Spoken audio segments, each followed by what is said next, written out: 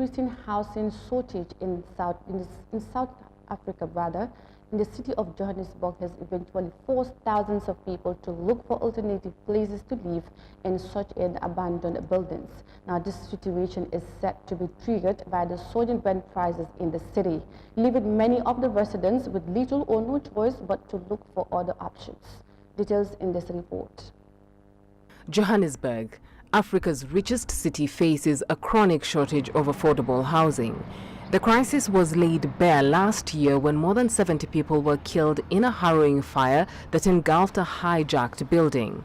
Stranded survivors have had little choice but to move into similar dwellings. The problem, people are not working. The money, we can't afford these buildings.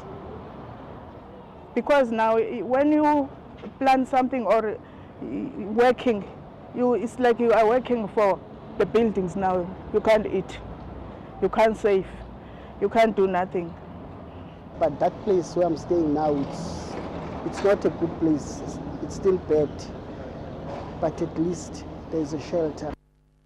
More than 500 buildings have been abandoned or hijacked in the city, making easy picking for criminals preying on desperate job seekers. I'm working around in Joburg because I'm working in those buildings. I'm assistant to fix those escalators and those lifts. I'm assistant, so I cannot stay far out of town because sometimes you see these days there's road shedding all over. You need to stay closer in town. Let's take someone is stuck in the lift. You can run and help him. The greatest need comes from people earning less than $170 a month.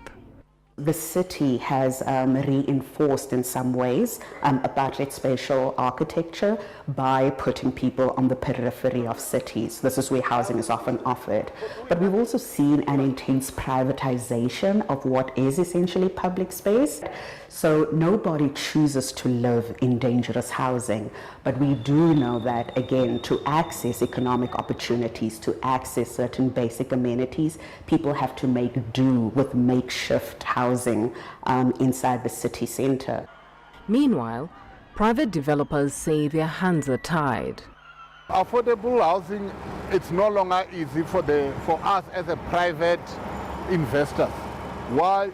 Because the lending rate is very high.